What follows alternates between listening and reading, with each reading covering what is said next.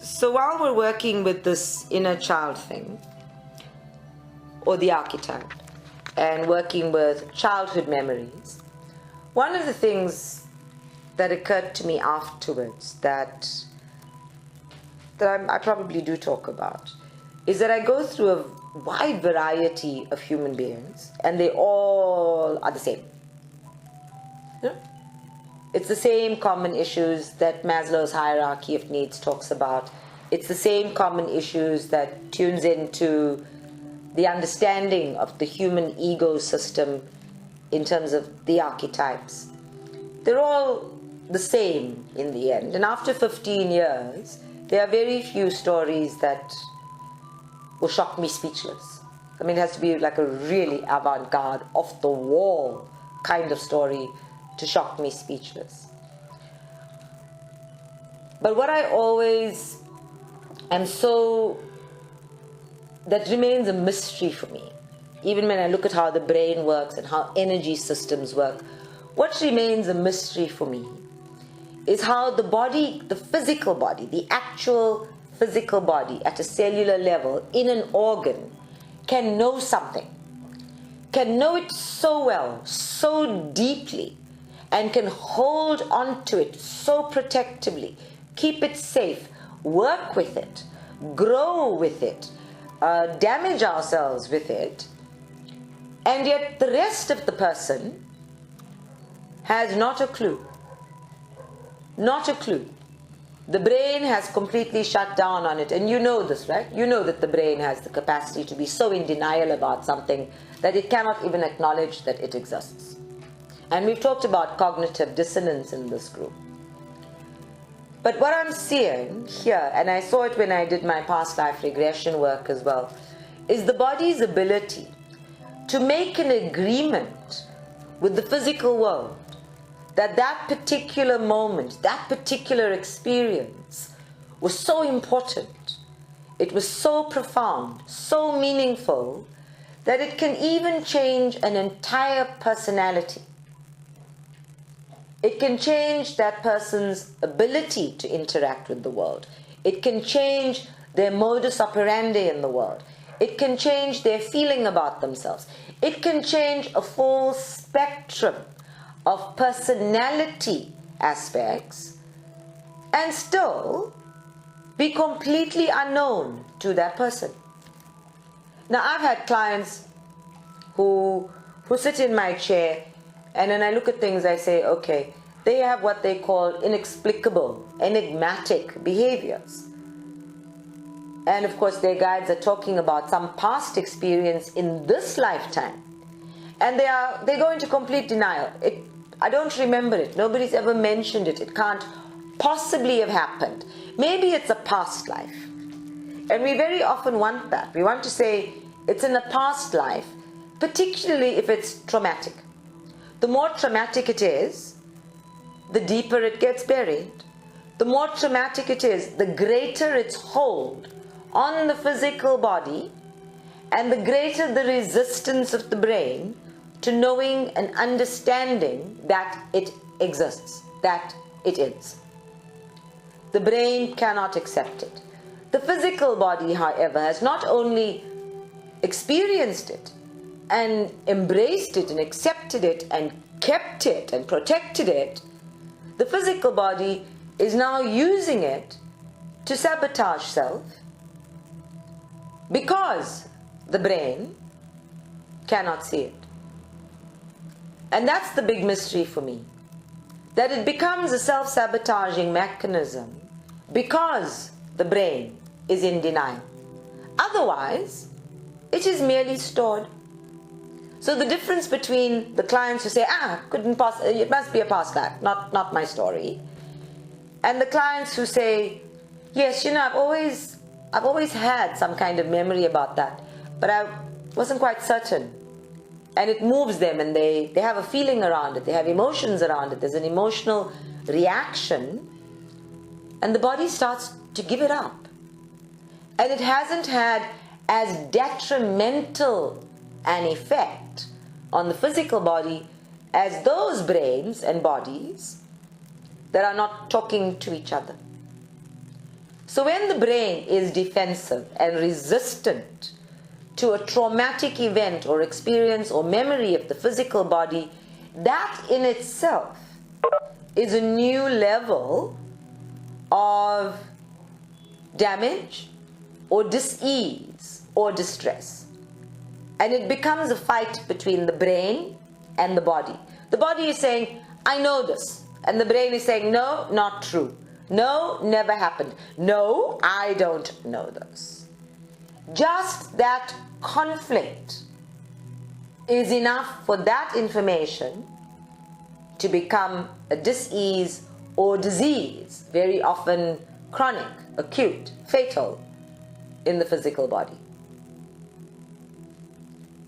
So when I look at my clients and when I look at myself, because I always go there with what I'm learning, I ask myself, if my body knows, and remember my body has 308 chakras, my body has information at a cellular level, it has information at an energetic level, and if only my brain is in resistance to all of this, but emotionally, intuitively, this knowledge is there, why is the brain's power so great that it can affect how my body uses this information?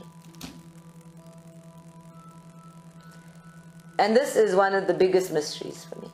It is one of the biggest mysteries for me. And sometimes when Spirit answers these questions for me, they say things like, well, everybody has to have a way to die. Everybody has to have something that stimulates or animates their desire to find meaning in their life. Everybody must have some mystery within themselves that stimulates or animates the yearning for knowledge about self. And I say, okay, I understand that. But one sacred contract with one's soul, with the world, in fact, gives us a lot of that. Our ages and stages animates and stimulates the restlessness and the yearning of self for the more. Why is this relationship between the brain, which is a newbie? The brain has not lived before. It has not lived before. Why is this relationship with the brain giving dominance to the brain, when the body, just very by the way, is so much bigger and has so much more information, houses so many different intricate complex systems, represents creation itself in its format and style, and yet the brain, which is an organ of the body, has dominance. And if you look at the evolution of mankind, you will see that that particular organ has been given dominance over time, because that is the organ that has determined what has evolved. That is the organ that has determined or identified a need somewhere and evolved to answer or meet that need. And so in the creation of human beings as we are now, and let me be very clear about this one, I have a complete faith in God. I understand the spiritual laws and the nature of creation itself, but the system of evolution has its role to play in that. That the system of evolution is in itself a process of creation. So I'm not an anti-evolutionist by any means. And I do in fact believe that we have evolved from primate beings into this. And that we've had to have that evolution. That we've had to grow into something that becomes human over aeons of time in order to have different levels of consciousness. So I don't have a conflict between those two schools of thinking. What I do have questions about is how the brain became so dominant in its control of the body. And evolution explains some of that to me. But the evolution of consciousness goes a little bit further, Because the evolution of consciousness, as it has placed importance on one's ability to think, more so than one's ability to feel, has given the brain power over the rest of the body. We acknowledge that all of the involuntary systems of the body are managed, controlled, regulated by the brain, in harmony with a whole range of systems, including our glands. So when we don't spend too much time thinking about how the body works, we like to know that the brain sort of manages it. The brain gets it done. We don't have to give instructions. But when you look a little bit deeper, you see that actually the brain doesn't work alone. That the brain doesn't have dominance over all of the involuntary functions of the body. Your brain is not saying to your digestive system, it's time to have a bowel movement. I love that example. It isn't. The design of the body is such that the body goes through its processes and in its own time. It doesn't need a timekeeper up here in the brain to say bowel movement time. And this body clock, that works at its own pace. It responds to the moon, it responds to stress, it responds to things outside. So the brain isn't working completely independently of all of the systems of the body in order to keep them working. We can see that, we know that. Why then this dominance? And I want you to think about this one for yourself. This dominance of the brain and its capacity to formulate thoughts as being dominant over everything else, including feelings. And when we talk about following the feeling, and people have experiences from that, they congratulate themselves because they have managed to get past their thinking. So even in our thinking about thinking, thinking is more important. And that in itself gives the brain dominance. And yet this dominance is one of the most self-sabotaging factors of human existence and consciousness. Because our brain's resistance to anything, defensiveness to anything, means that we begin to harbor dis-ease, distress. It makes us physically vulnerable in the world. It makes us emotionally vulnerable in the world. That somebody 60 million miles away on a newscast can affect your thinking here makes us mentally vulnerable in the world. And quite honestly, my brain, which is really a very limited organ, boggles. It just is boggling at the notion that it is so susceptible, that it is so fragile, that it is so vulnerable, because it too has subscribed to the thinking, that it is the thinking organ and in charge, that it has dominance over everything.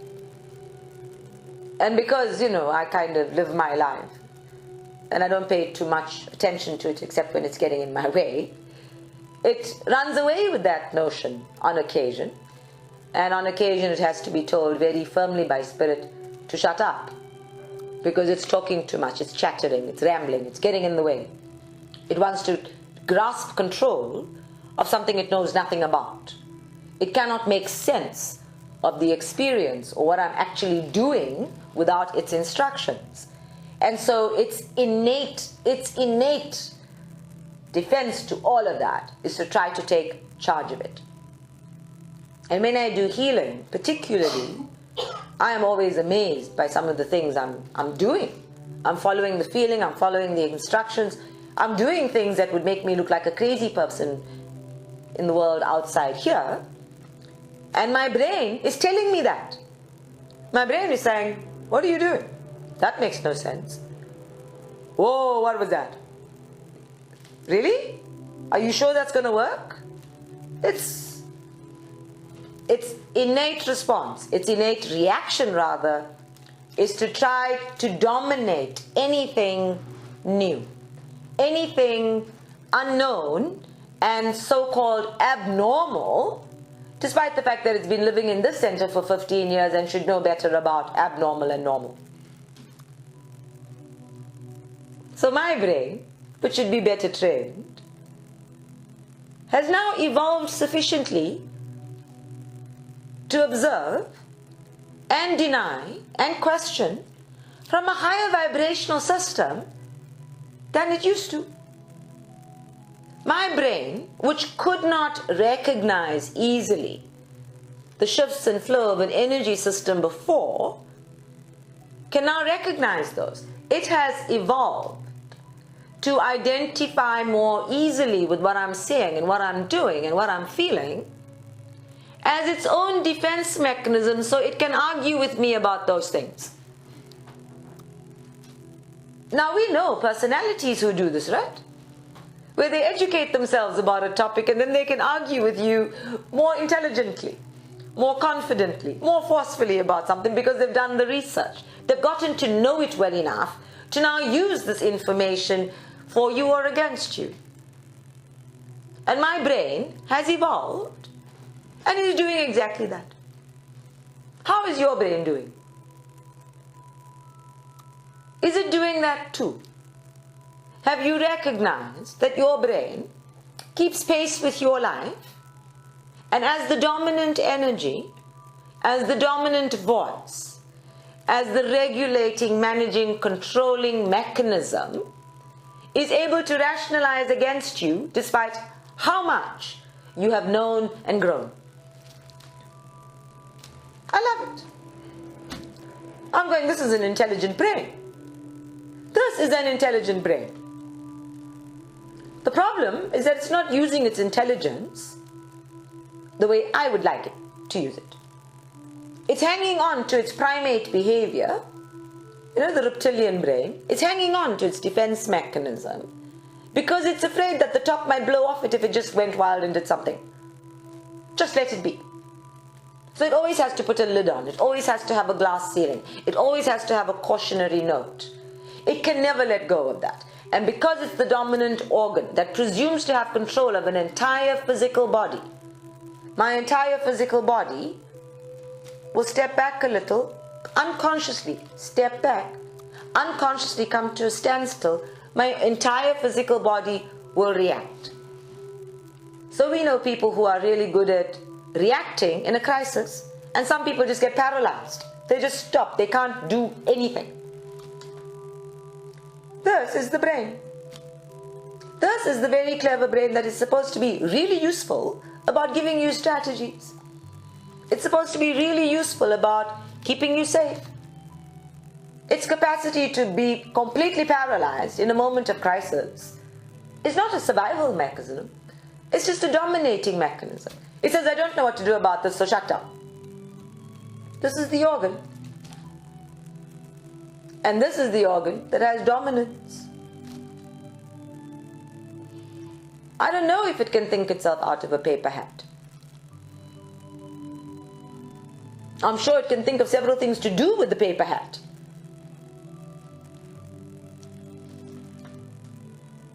So today's discussion is about getting into the practice. Old habits die hard. They really do. And the brain has its system of habits. And you have a system of habits. And those two actually merge. Where you think that your brain's habits are yours, and that your habits are your brain's.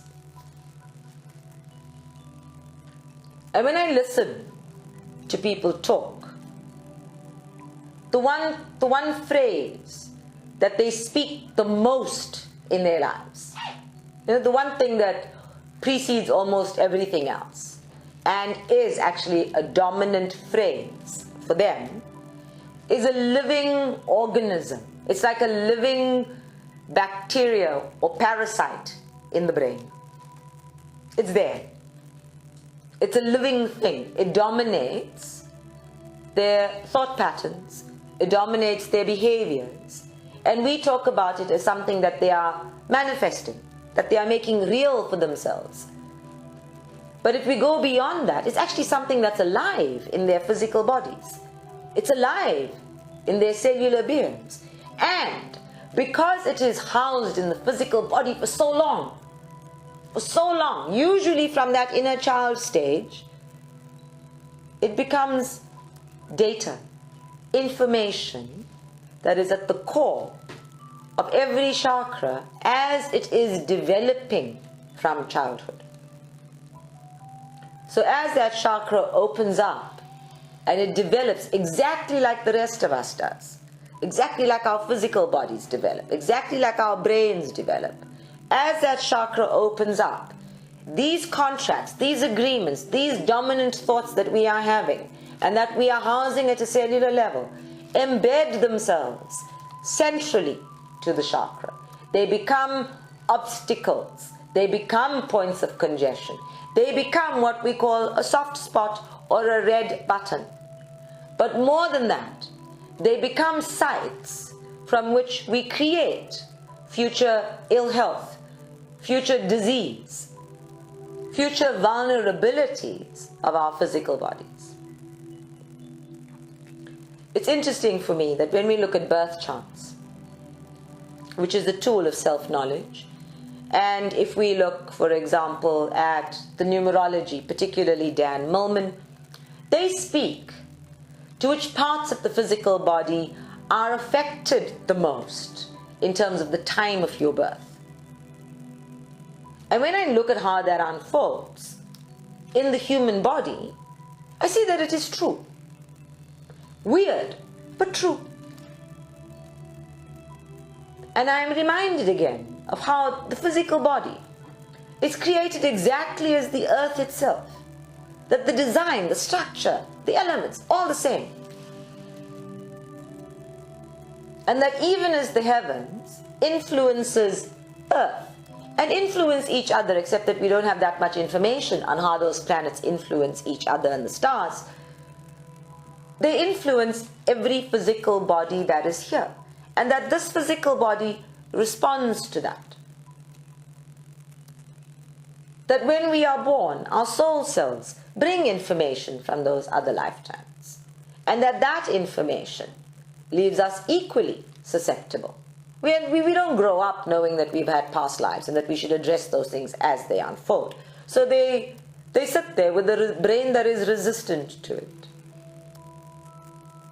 But that strange document, the birth chart, gives us insight into which aspects of us are in fact physically vulnerable. And I'm interested in how these things happen. These mysteries of the physical body and consciousness. Because that's what we're talking about. The mysteries of how the physical body and consciousness impact on each other, reflect on each other, and in fact reflect each other. So here in the developing chakra, where information is embedded, I sometimes find, well, I very often find, past life information embedded there. Sometimes it's more than just past life information. It's all soul information. And by all souls, I mean almost every incarnation that your 12 possible selves have had over time are sitting embedded here because it is so big. Mammoth, an issue. I love this word. We're loving this word. Mammoth, an issue. Now, mammoth is prehistoric, right? Right? Hello? Yes. Yeah. We love this. It's prehistoric. Mammoth issues sitting there. Embedded in a chakra. From the time you were born. And as you're growing, we're adding to it. And the brain is going, I don't know anything about that. It's not my business. Don't know. Don't know. Don't know. And every time it says, don't know, it is convincing itself that it doesn't know. And it's convincing itself that it can't possibly know. And that in itself entrenches the information even further. And we use these buzzwords, denial. And really, there's an entire process to denial. There's an entire poisoning system to denial. And we must start paying attention.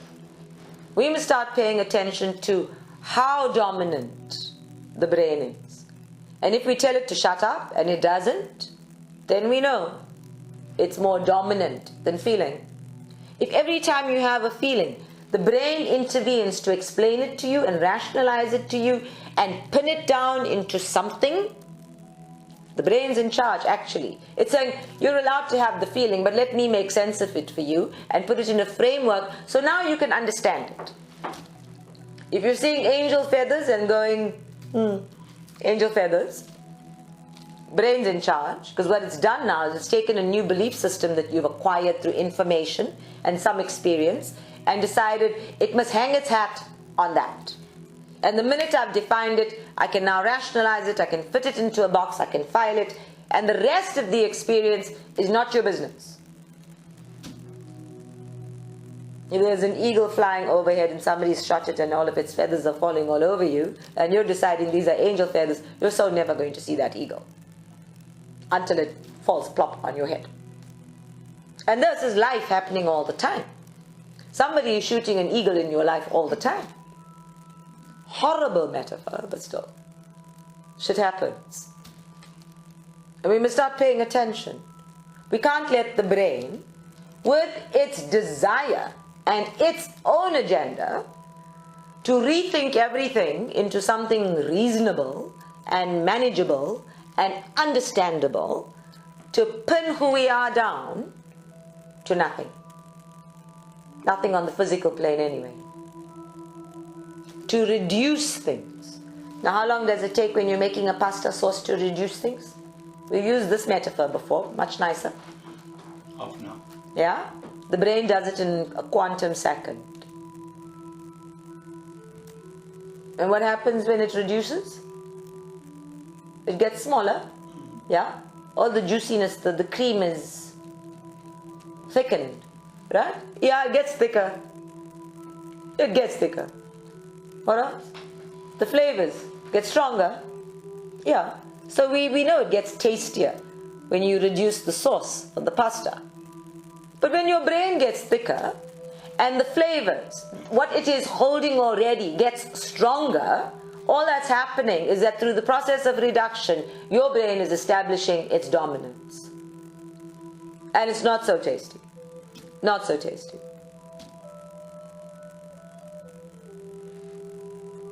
And your brain might look like spaghetti, but really this reduction process is not enhancing that in the least. So every now and again I have a hissy fit with my brain, and I have these discussions, and I'm learning about how it works. More importantly, I'm learning about how it doesn't work. It just like really does no work. I'm surprised you refer to it as the brain, because someone who dies still thinks. Yes. So the thoughts are not associated with the brain. The thoughts are actually in the mind of that character, of that person. Yes, but you see now we have different levels of mind, right? But the mind doesn't exist in the brain. I'm talking about the organ, so let me clarify that. Yeah, I'm talking mainly about the organ. I'm talking about its capacity to have all of these thoughts as electrical impulses running through it, and to in turn send those thoughts to different parts of the body, so that different parts of the body actually have mind. Is that making more sense? No. Okay, explain your way. Well, a thought is a rationalization. It's like when you're thinking of doing something or you're making a choice. What the brain is doing is sending impulses. So it's just a reaction. So it's an electrical impulse to some part of the body, instructing it to behave in a certain way. But each part of the body has its own mind anyway. So it does, as you said, like bowel movements, etc., without the instruction of the brain. So to a large degree, the body functions on its own without the mind. But nothing to do with with its own mind. It's got nothing to do with a rational thought. Or an irrational thought. Yeah, or anything that you actually think through, can write down, it's got nothing to do with the brain. It's got to do with your mind, which you take with you when you die. Okay, now we're going to have to like really clarify this one. Otherwise, how could you speak to these characters who are disembodied if they didn't have a mind? No, because consciousness. Eh? No. No. Oh, see, I was trying to avoid this one. I was trying to avoid this conversation because we've had these conversations about the different types of mind, right? Physical mind. We've had the conversation about different types of consciousness. Now, what we know for certain is that the body or the brain, let's just go with the brain as an organ, and I've been talking about it as an organ all along, has a series of thoughts that are in fact unconscious, that never come to mind. Mind, for me, in my experience of it from a brain perspective and from how my mental body works, mind is the awareness of my thoughts, the awareness of what's going on, the awareness even of how those thoughts connect to each other and how they impact on what's happening. So there's an active, conscious flow where I am aware or I am paying attention, mindful of how my brain is working. But I also know for a fact that my brain has a whole series of thoughts that never come to mind. And a lot of those are actually what we would call reactions, right? Reactions where it's stimulated by something outside and it has a thought about it, but actually I am paying it no mind. I have brought no attention to it. And then I can say that my brain has a mind of its own, because this energy system, this capacity, not just to think, but the capacity to take a thought and turn it into something else, this capacity to send information to your whole body, this capacity to impact on the mind that is in fact in every part of the body. Now that doesn't mean that I am thinking consciously or that I am minding it either. So every part of the body, every organ does in fact have a mind of its own or consciousness of its own. We must just be very clear though that consciousness in that sense is not a specific vibration, but rather that cell's innate ability to manage itself, to in effect think for itself. There are too many words here that get all mixed up. How are we doing now? No? Okay, go ahead. No, this is cool. This is great. Because these are big questions. And we must start paying attention to them. So the brain dies. We know this. Yeah. Right? So physically. We are spirit, principally and eternally. And within our personality as a spirit, we have a way of being able to think, to rationalize, to work things out. Which, for example... No, just stop right there. Yes. Yeah, say that part again. First and foremost, we are spirit, soul, right? Yes. Okay, so we understand this. We agree that soul is consciousness. Is conscious, yes. Okay. It's not necessarily consciousness as a whole. No. It's part of consciousness. Yes. So its form Yes. is consciousness. Yes. Right? It doesn't have a physical body. Right. Okay. So And then you said it has? You occupy a body which has its own, it's a mechanical thing. Yes. It's like a motor car. So motor cars have mechanical computer brains which govern certain functions of the car. How to dispense fuel, etc. They have brains, little computers. Same thing.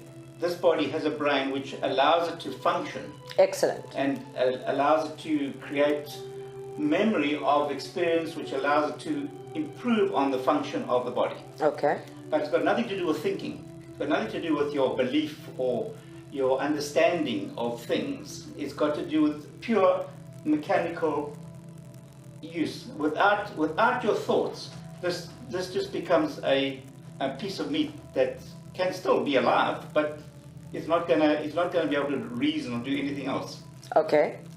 So the brain has got nothing to do with the thinking part of things. Okay, we're going to have to disagree slightly there, right? Because I'm talking now, not about its capacity to think. We have to then define what thinking is and exactly how the brain does it in various cortexes and various layers, and how information in the unconscious mind impacts on information in the conscious mind, which is like a whole other subject. But I think what we must agree on, firstly, is that we all agree it's an organ. A physical organ that dies when the physical body dies, right? and as such shouldn't have dominance over an entire consciousness that is soul. Right. Right? It's mechanical system. And this is what is so mysterious for me. That as a mechanical system, it is given dominance, and when we agree to disagree about the way it thinks and the way it impacts on consciousness, about where the denial sits. The denial sits in the mind, not in the physical brain, in the mind which you have as a soul. Just like my car doesn't reason for itself. Me tells the brain in the car where to go. And then it'll carry on doing all the things that it needs to do. I don't have to say. You see, I don't have such a neat. I don't personally. It has to be like that. No. Then you can't be leaving the body and having another life experience and bringing those experiences with you. I don't have such a neat differentiation. If your mind doesn't travel with you. Between the two. No, you see now here's where I don't have one or the other. I know that my brain and my capacity for thinking is evolving. Right? I can feel that and I can experience that inside. I don't know to what extent the physical brain is evolving or different areas of the physical brain are being sparked off or opened up into use. But I definitely experience myself as using more than just 6% of my brain. So there's that from a physical perspective. And then of course my capacity to understand things is different now than it was 5 years ago and 5 years before that and 5 years before that. Not just from the accumulation of information and the database of memories that are sitting at a cellular level in my body, and not just from my access to more information, and not just from my capacity to understand things through experience. See, so there's all of these factors that come together, and I see that where they connect at a physical level for me, where they're connecting at a physical level for me is my brain. And this is why today's discussion is about how is my brain getting in the way of me, I the soul, I the consciousness, I the mind of self, instead of me being able to just get past the organ. Because when people die, okay, all of those people I speak to on the other side have all of their memories, they have all of their understanding. Well, not all. You know, they hit the delete button on a lot of crap that is too small to be bothered with. But when I look at them and I look at their energy systems, I can see that physical body as it was when they were here. That's the presentation of it. It's like a hologram that they give you. And you can see where the chakras are congested. You can see where things are happening. So although they don't have a physical brain, the mind of self, the consciousness, has got all of that information, including the most ridiculous things about personality. Huh? So I know for a fact that the brain is mechanical, that it can be left behind. But I also know that it is a big part of the mechanics of mind itself, that we cannot separate the two. That somebody who is brain dead at 6 months and is living in a coma in some hospital for 10 years, I can talk to that soul self, but there is no evolution, there's no development, there's no becoming. The mechanics of living your experience must have this brain. It must have that dynamic of brain and consciousness, or brain and consciousness becoming mind. And that's so mysterious for me. It's why I keep questioning it and questioning it and questioning it. I'd like the notion that we are consciousness, and that when we leave our bodies behind, all of consciousness shifts. But I cannot forget, I cannot negate the impact that this organ has on everything. And I can speak to an emotional body, and that emotional body will give me the whole feeling, the whole set of emotions in your auric field about exactly the experience that the brain is in complete denial about. So I can go to the feelings, I can go to the grief, I can go to the sorrow, I can feel all of that, and I can pull it out even. But the brain is in total denial.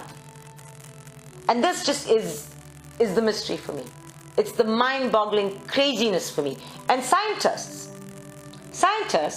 have not gotten to this point of research on the brain yet because they're in denial. But the healing work I'm doing, this talking, this experiencing, this becoming, is telling me that my brain, like a can of tuna. The cans of tuna where you sort of used to roll it back. They just come with a key. And you used to roll it back and roll it back and roll it back until you could get all the fish out. Yeah, now my brain looks like that. Like I have to keep rolling back and rolling back and rolling back so that I can get the whole bloody kettle of fish out. It's crazy. But it's so interesting and it's so fascinating. When I watch videos of this silverback gorilla, for example, who is standing straight up and swaggering around his enclosure because he has seen human beings around him do it. Now, for how long have silverback gorillas been watching human beings do this in their enclosures? Everywhere. But this one particular gorilla has decided to do this. One gorilla. One brain, out of thousands of possibilities in the species, has decided to stand up, put his shoulders back, and walk like a man. One brain. None of the others is looking at this and going, oh, that looks like a cool plan. We must try it. Not yet, anyway. So I ask myself, what is going on? He still has the gorilla consciousness. Everything else is gorilla. He still has the gorilla consciousness. But one part of his brain that has tuned in to the imitation of something and discovered the comfort that it can give him, or the feeling of differentness, and maybe that's a huge stimulating factor for the brain and for mind, that it can be different, that it can be avant-garde, that it can achieve something that is separate from everything else, that it can create an identity around it. This is so important for the brain. It's so important for the identity. It's even important to consciousness or mind from a soul perspective, because of course we are here to accomplish and to serve a purpose. So I watch this gorilla and I see it stand up and I wonder, how long is it going to take for all the other gorillas in the same enclosure to learn that behavior? Who knows? Because maybe they're just looking at him and going, silly thing. Why would you even bother to do that? Maybe like most of humanity, they're zombies and they can't be bothered to try something new or experience the comfort of it. And then I realized this gorilla has been practicing. He's practicing. He's practicing walking upright. And he likes it. And he likes the attention because people come to see him. So in his brain, never mind his consciousness says, I am a gorilla. But his brain is tuned into how that information, that behavior changes his circumstances. And he's using it, which is the way of evolution. But I love this discussion. I always get so excited about these discussions. So, not to confuse everybody all over again. But I think we must go a little bit further about... But surely one can just ask Buddha or somebody to give us a clear explanation. Exactly. I mean, they've been around for a while. Can I ask you something? That brain and consciousness, because you obviously evolving at different levels, do they reach one?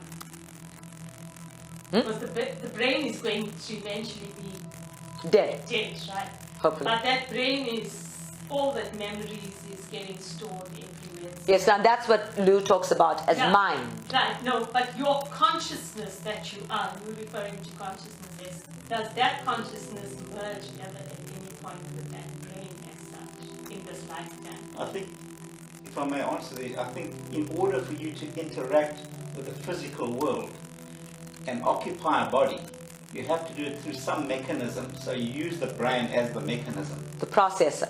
Yeah. But I'm asking you specifically in terms of your development. I understand, because you've like...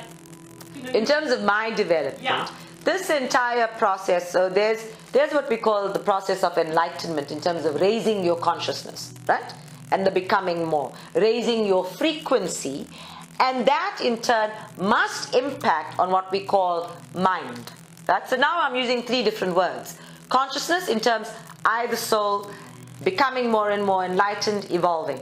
And then mind in terms of this system of thinking and knowing, etc., that is here on the physical plane, and then the brain, which is the organ associated with it. Are we okay with those 3 distinctions? Okay. So this consciousness that is evolving all the time must impact on these 2, and these 2 in turn must impact on that. Remember the law of mutuality. Everything is a dynamic process. And that's why I'm saying my brain is evolving. It's evolving sufficiently that it can get to a point where it can rationalize shit like me putting my hand into somebody's stomach and pulling stuff out. You know? And maybe this is just habit where we think that's normal now. So what used to be abnormal 10 years ago is completely normal now, and it's questioning the other new stuff. But that evolution that it is doing, that this dynamic process it's engaging in, is coming from my consciousness. It's coming from I, the soul. It's coming from spirit. It's not coming from my information of mind that is sitting in the middle here. So while it's coming into mind and it's coming into flow, all of the minds of my physical body, because I'm not thinking when I move my hands. I'm not thinking when I am sweeping something up or pulling something out. All I'm doing is feeling and following whatever is given. There's no thinking involved. And yet, mind, consciousness is involved. And in that moment, I know my brain is over there and it's going, what are you doing? Do you know what you're doing? How can you do that? You know? It's like a ridiculous person in the audience, and I have to say to it, no, shut up. Even my guides are saying to it, shut up. And for me, that says, my brain is doing something. It's thinking. It's actually got the gall to think while I'm busy doing something else. While I'm busy being something else. And I'm being something beyond my body, beyond the consciousness of my body. And yet my whole body is still part of the experience. We must be very careful not to separate things, not to put them so far apart that we can't see the dynamic matrix and process within that matrix that is always at play.